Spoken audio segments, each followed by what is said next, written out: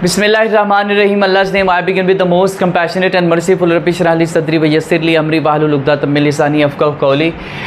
Now we are going to complete this tense, that is present continuous tense, and this is 11th lecture, and this is last for the present continuous tense. First of all, now we are moving towards interrogative sentences. अब हम सवालिया फ़िक्रों की तरफ जा रहे हैं. तो क्या बाग में परिंदे चहचहा रहे हैं?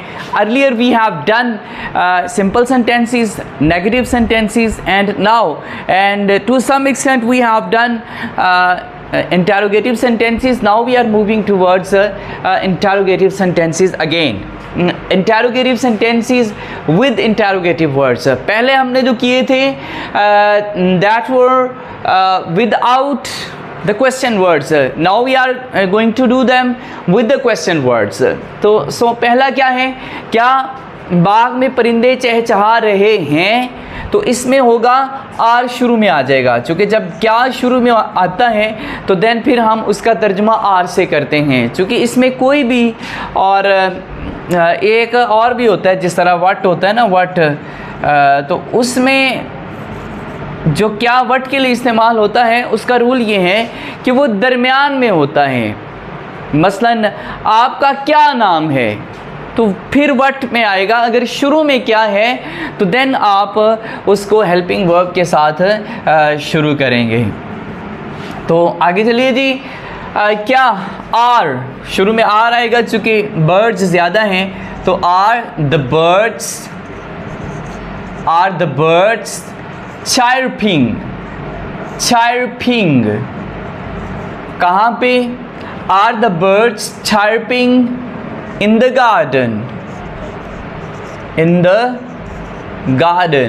Are the birds chirping in the garden? और end पे question word sign of interrogative sign लिखा जाएगा या सवालिया निशान लिखा जाएगा. उसका बुखार क्यों नहीं उतर रहा है? अब यहाँ पे आ गया क्वेश्चन विद क्वेश्चन वर्ड्स. तो सबसे पहले हमने जो क्वेश्चन वर्ड है उसका तर्जुमा करना है, और वो क्या है?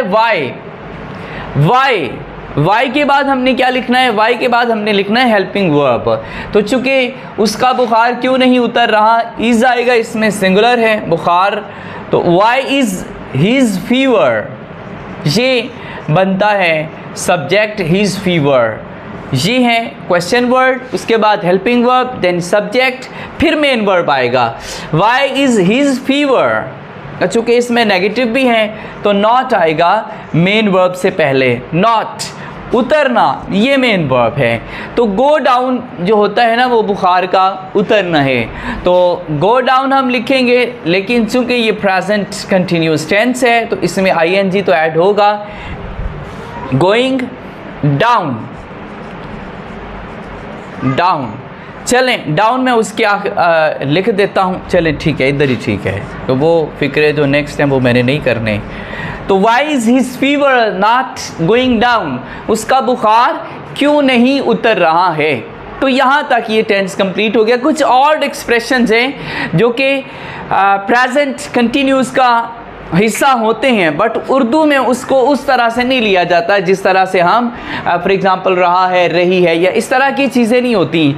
ये कुछ और एक्सप्रेशंस हैं जो कि प्रेजेंट कंटिन्यूस में होते हैं, लेकिन जब हम उनको देखते हैं तो हमें ये लगता है कि ये प्रेजेंट कंटिन्यूस का हिस्सा नहीं है, वो प्रेजेंट कंटिन्यूस का हिस्सा ही होते हैं. फॉर एग्ज़ाम्पल नक्शा दीवार पर लटका हुआ है. चूँकि मैंने कहा था ना, इसकी सेंस आपने देखनी होती है कि इसकी सेंस क्या है. इसकी सेंस है काम को स्टिल गोइंग ऑन है, जारी है, चल रहा है. तो इसके लिए क्या आएगा? ये देखिए, नक्शा दीवार पर लटका हुआ है. अब नक्शा जो है दीवार पर लटका हुआ, इसका मतलब है काम जो है वो जारी है, कंटिन्यूस पोजीशन में है. तो नक्शा दीवार पे लटका हुआ है, इसका हम करेंगे, ये डाउन को हम उधर ही लिख देते हैं. ये गोइंग डाउन, बुखार का उतरना, और आगे सवालिया निशान. द मैप, ये है इसका सब्जेक्ट. द मैप आगे चूँकि सिंगुलर है तो इज़ आएगा. The map is. लटका हुआ, इसके लिए होता है हैंग. और चूंकि ये प्रेजेंट कंटिन्यूस में काम जारी है तो हैंगिंग आ जाएगा। द मैप इज हैंगिंग कहाँ पे? दीवार पर, on the wall, on the wall. आगे है आपको गलत फहमी हुई है, आपको गलत फहमी हुई है, तो इसमें आएगा यू आर लेबरिंग। लेबर वैसे तो वो मेहनत करना होता है, पर यहाँ पे भी इस्तेमाल कर सकते हैं। Labouring a misconception, misconception, TION, ये यहाँ पे ख़त्म हो गया। तो you are labouring a misconception, आपको गलत फहमी हुई है। तो ये भी चूँकि प्रेजेंट कंटिन्यूस में है, आपको गलत फहमी हुई है, मतलब एक काम जारी है, तो उसके लिए हम प्रेजेंट कंटिन्यूस टेंस का ही इस्तेमाल करेंगे। वो खून में लथपथ पड़ा हुआ है, वो खून में लथपथ पड़ा हुआ है। इसका बेशक आप स्क्रीनशॉट ले लें, आपने इनको करना है, आपने ख़ुद इनको करना है। उसे बदहज़मी है, इसका भी आपने करना है। नेक्स्ट भी मैं और आपको जुमले लिख देता हूँ। ईज आर और एक्सप्रेशन इन उर्दू, ये कुछ और एक्सप्रेशंस हैं, यानी ये उस तरह से उस रूल में नहीं आते, तो ये भी प्रेजेंट कंटिन्यूस का हिस्सा हैं।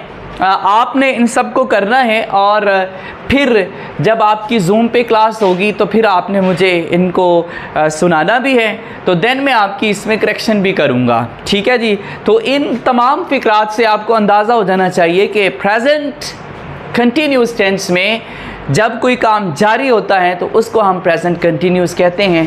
आप अगर इन पे गौर करें तो ये सारे के सारे फ़िक्रे काम के जारी होने को ज़ाहिर करते हैं। इनको मैं पढ़ देता हूँ, इनका आप बेशक स्क्रीनशॉट ले लीजिएगा और फिर आपने इसको रजिस्टर पे करना है और फिर आपने मुझे इनको चेक करवाना है। वैसे तो सारे काम आप चेक करवाते हैं, लेकिन ये बिलखुसूस मैंने इसको वीडियो में ही डाल दिया है।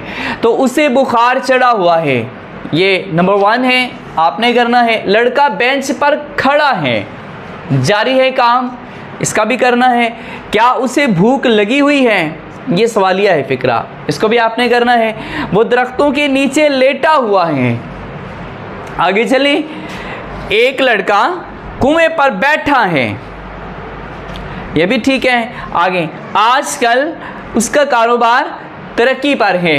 ये अल्हम्दुलिल्लाह हमारा ये टेंस कंप्लीट हो चुका है और हमारे 11 लेक्चर मुकम्मल हो चुके हैं। आप सब ने इसको करके तो फिर आपने जूम की क्लास पे आना है। अल्लाह ताला आपको बहुत खुश रखे, अल्लाह ताला आपका हामी नासिर हो। अस्सलामु अलैकुम व रहमतुल्लाहि व बरकातुहू।